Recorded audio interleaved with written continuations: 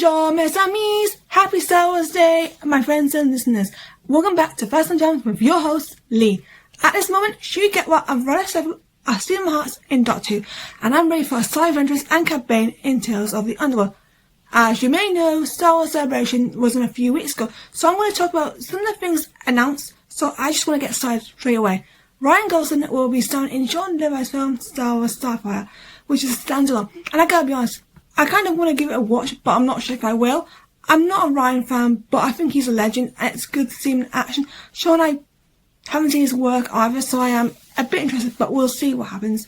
Sam Witwer, aka Darth Maul, will be back as his beloved Darth Maul in his own show, Maul Shadowlord. This is set a year after the Clone Wars, where he escapes the crashing battlecruiser that Ahsoka Tano and Captain Rex escaped from. It's going to be a new animation style, so I am very intrigued. And it's got some new and old faces. You might remember Marok from Ahsoka. He's in it. Cast from Clone Wars. There's two. Soph Tarn's going to be introduced, and she's a character who I haven't seen yet. So I'm excited to learn more about her origins, because it does say we are going to learn a lot more about her. It's going to be an interesting show to watch. We'll also learn why Maul said hello to Emperor Palpatine during the Clone Wars, and why he didn't reveal Palpatine's identity as Darth Sidious to the Jedi, which I like the idea of. Tales of the Underworld, Ryan Matt Mischwitz is going to be writing, and the Kinders are back at their composing, so I'm excited to see more kind of music. Let's focus on Ahsoka Series 2 and the Mandalorian and Grogu, which were one of the main events of Star Wars Celebration. So I'm going to start with Ahsoka, which should be starting to film at the time of this recording. Most of the usual cast will be back from the first series. Roy McCann will play Bryn Skull. I talked about this in the first episode of the year.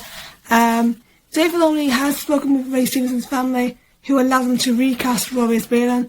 I am happy to keep him Ben, as Dave says Ben is the parallel to Ahsoka.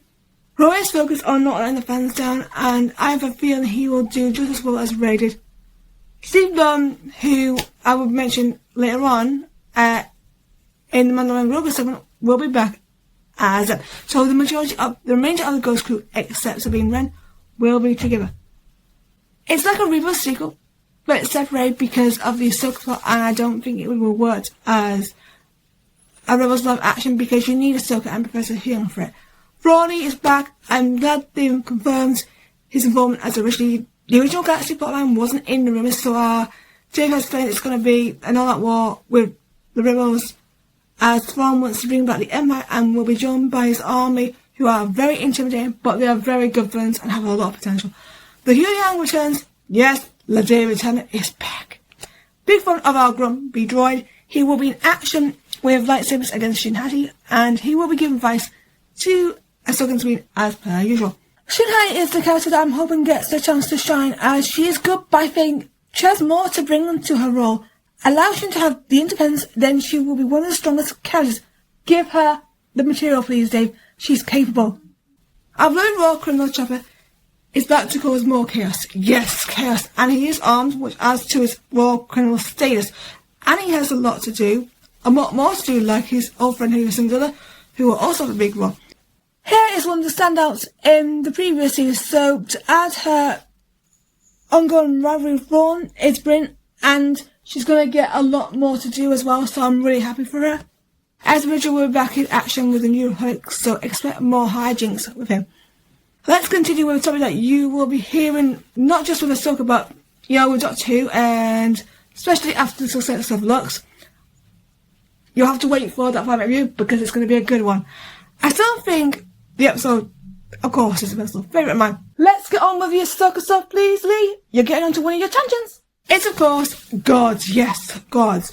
Focusing on the Mortis gods, Mortis was a part of the Clone Wars, and there has been a lot of rumours. The father is Berlin, and Ahsoka is the daughter. There is, of course, this big threat, Abeloth. We want to miss Abeloth. I've heard that she is a big threat, and she's likely to be part of what Ben is in Peridea for. Dave has also heard at the return of the War Between Worlds, which was sent to the rescue of Ahsoka by Ezra and Rebels. I'm interested to see more on that, as I do like this concept. Finally, we're going to be getting a lot of Lovekins. Adorable Central is here. Always love the cute characters in Star Wars. And I'm a huge fan of Melly, so I'm hoping he's okay. So I am interested to see. Hoping Melly's okay. And I'm excited to see what they do with Series 2. Who is ready for some Mandalorian? Alright, spoiler quickly. If you're not ready for a little bit of chatting on the Mando trailer, please skip a minute or two. Message book up, thank you. A quick look at the trailer. Din Djarin and Din Grogu are on a mission which is unclear for Colonel Ward, not Bishop as originally heard, played by Sigourney Weaver, who we have talked about on the podcast before. Zeb is in on this film before he helps out with the farm business, and he's involved with Din and Grogu in one of their missions. Din will be taking on a group of stormtroopers in his usual Mandalorian fashion in a fantastic action sequence. Din Grogu says a word, yes a word, okay, as he breaks in and defeats a mouse drive with the Force.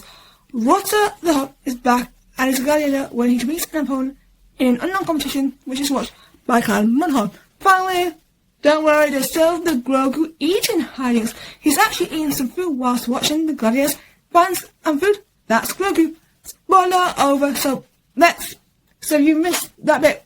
Welcome back, and let's talk some of the news we know. Jon Favreau has said that the film will be bigger and it has to make a statement because this will be going back to the original format, which is understandable as Mandalorian 3 didn't appeal to a lot of the fans like it did for me, as I have praised it constantly over the last few years. Hopefully the film will appeal to the people who didn't enjoy the previous series. Pedro Pascal, who is our leading man, has said that it's one of the greatest adventures he's ever made. He's also praised Jon for his work since day one. Pedro says that Jon is his Jedi Master and knows he understands the Mandalorian. Sigourney has explained about her character. Ward is a pilot from the Ren, who is now a colonel protecting the New Republic. She needs help, so she has to recruit Din and Grogu to get the job done. I like that she has to fight her love for Grogu in real life. I want to read some of this information that Jon has said about Grogu. You want to have a progression, so it's not just the same situation over and over again. So, on one front, the relationship between Mando and Grogu has evolved, as now he's an apprentice, and now he's a family member and adopted by him. As they go, as it said in the end of the last series, it's his job to train. They have to go on adventures, and they have to work together.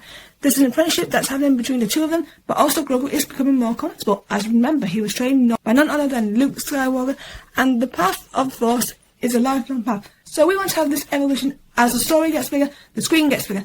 We want to have Grogu grow into that.